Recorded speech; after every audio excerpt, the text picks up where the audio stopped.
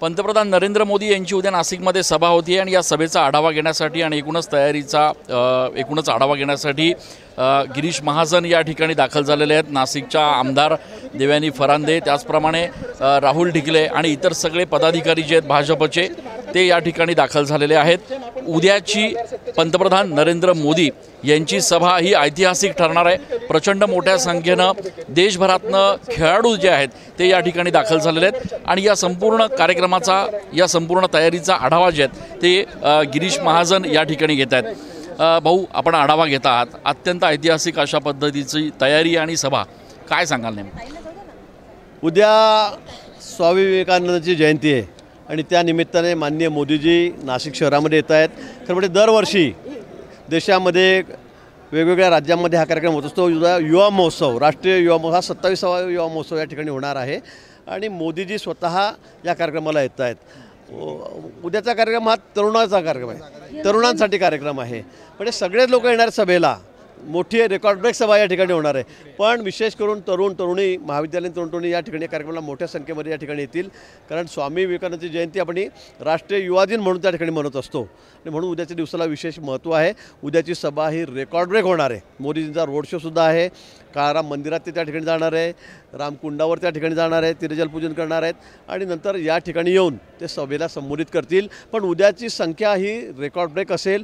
सगळे नाशिककर, जिल्ह्यातील सगळे तरुण तरुणी सगळेच या सभेची आतुरतेने वाट बघत आहेत। देशाचे पहिले पंतप्रधान ठरत आहेत की जे काळाराम मंदिर असेल किंवा रामघाट या ठिकाणी जाऊन दर्शन घेत आहेत।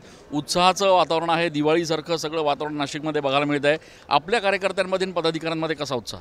नाही, उत्साह तर तो शब्दात सांगता येणार नाही असा उत्साह आमच्या कार्यकर्त्यांमध्ये आणि सगळ्या नाशिककरांमध्येच आहे। पहिल्यांदा काळाराम मंदिरामध्ये कोणीतरी पंतप्रधान, म्हणजे देशाचे पंतप्रधान हे पहिल्यांदा हे काळाराम मंदिरामध्ये त्या ठिकाणी जातात। त्याची काय ऐतिहासिक पार्श्वभूमी आहे काळाराम मंदिराची, आपल्याला कल्पना आहे। त्यानंतर घाट जो आहे आपला इथे गोदा घाट, त्या ठिकाणी जाऊन ते त्या ठिकाणी रामकुंडावर जाऊन त्या ठिकाणी ते जलपूजन त्या ठिकाणी करणार आहेत। मला वाटतं देशाचे पहिले असे पंतप्रधान मोदीजी की या दोन्ही ठिकाणाला भेटसुद्धा देणार आहेत। आज देवेंद्रजी आणि मुख्यमंत्री देखील आढावा घेण्यासाठी येत आहेत। देवेंद्रजी संध्याकाळी येणार आहेत, मुख्यमंत्री पुन्हा आता 3-3:30 वाजेपर्यंत या ठिकाणी आढावा घेण्यासाठी येणार आहेत।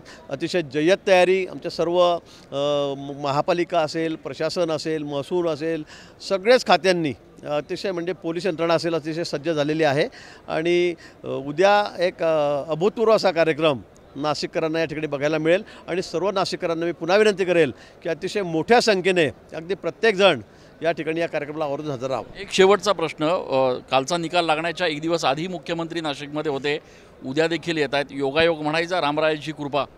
नाही, कृपा रामरायांची असं नाही, या ठिकाणी मेरिटवर हा निर्णय झालेला आहे। आज कुणी काही म्हटलं, काही वाटेल तशा भाषेमध्ये टीका टिप्पणी करतायत, पण तो मला असं वाटतं की हा मेरिटवर झालेला निर्णय आहे आणि तो स्वीकारला पाहिजे। नाही तर आम्ही कोर्टाच्या फारपेक्षा वेगळे आहोत, आम्ही न्यायव्यवस्थेपेक्षा सगळे वेगळे आहोत, आम्ही इलेक्शन कमिशनपेक्षा वेगळे आहोत, अशा भूमिकेमध्ये काही लोक आहेत, त्यांना ते कळालं पाहिजे।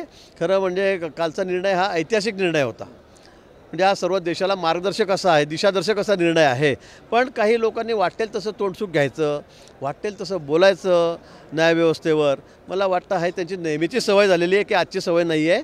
सुप्रीम कोर्टाबद्दल ते टिप्पणी करतात, इलेक्शन कमिशनरबद्दलही बोलतात, सगळ्यात EVM मशीनबद्दल त्यांनासुद्धा ते शिव्या घालतात आणि म्हणून आपलं हार पचवणं किंवा हे सगळं त्यांनी शिकलं पाहिजे। आता पुढे त्यांच्या नशिबामध्ये तेच आहे।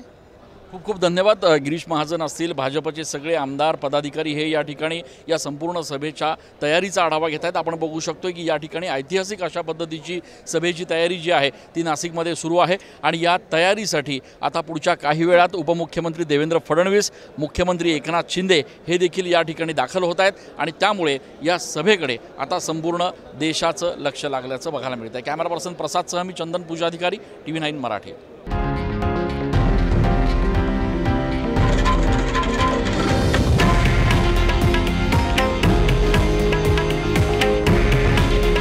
हे आहे देशातील नंबर 1 न्यूज नेटवर्क आणि आपण पाहत आहात TV9 मराठी। काळजी तुमची, हित महाराष्ट्राचं।